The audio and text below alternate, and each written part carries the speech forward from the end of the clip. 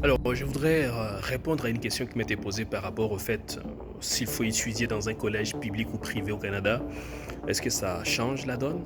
Personnellement, je vais vous donner mon propre témoignage, d'accord? Parce que c'est bien beau de parler des autres, mais qu'en est-il de nous, plus précisément? Moi, je suis arrivé au Canada en 2008. Ensuite, j'ai commencé mes études en 2009. J'ai étudié essentiellement au niveau collégial dans les collèges publics. J'étais d'abord au cégep de Victoriaville, ensuite j'ai été au cégep de Sherbrooke, c'est là où j'ai terminé mes études collégiales. Alors après, j'ai été évidemment à l'université pour faire le bac maîtrise et j'ai terminé comme conseiller d'orientation scolaire et professionnelle avec une maîtrise en orientation professionnelle. Et donc, je suis aujourd'hui membre de l'Ordre des conseillers et conseillères d'orientation du Québec et directeur général du cabinet d'études. Donc c'est pour cela que j'accompagne des étudiants internationaux qui veulent venir au Canada ici. J'ai pas vu la différence forcément parce que mon cheminement m'a permis, une fois que j'ai fini le collège, d'aller à l'université, de travailler dans des grosses entreprises, à la fois dans les privés que dans les publics.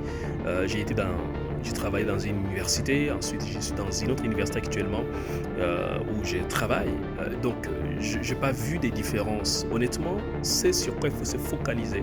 C'est plutôt est-ce que je vais avoir toutes les compétences nécessaires quand je vais finir mes études. Parce qu'en réalité, sur le marché du travail, les employeurs regardent essentiellement les compétences que vous avez développées.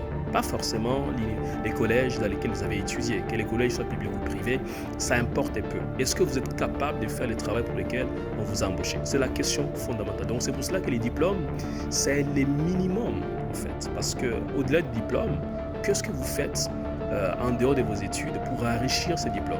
Est-ce que vous faites du bénévolat? Est-ce que vous travaillez à temps partiel?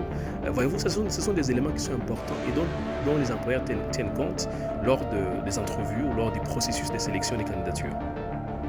Ceci dit, je voudrais quand même apporter une nuance importante au niveau des collèges privés publics ici au Canada.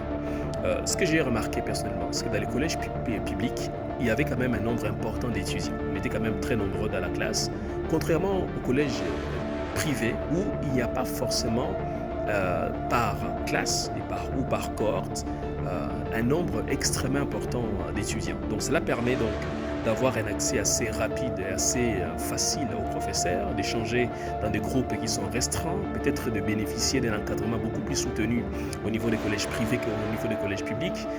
Néanmoins, vous avez, vous, en tant qu'étudiant, la responsabilité de pouvoir effectivement vous approprier la matière. Et les profs ici, qu'ils soient publics ou privés, sont très accessibles. Vous pouvez les rencontrer, échanger avec eux. C'est à vous de prendre évidemment les devants afin de pouvoir rendre votre expérience d'étudiant dans un collège public ou privé la plus agréable possible. Alors si vous voulez qu'on vous accompagne pour réussir votre projet, écrivez-nous, prenez un rendez-vous dans la barre de description. www.etudi.ca. Mais en attendant, abonnez-vous à la chaîne. À très bientôt.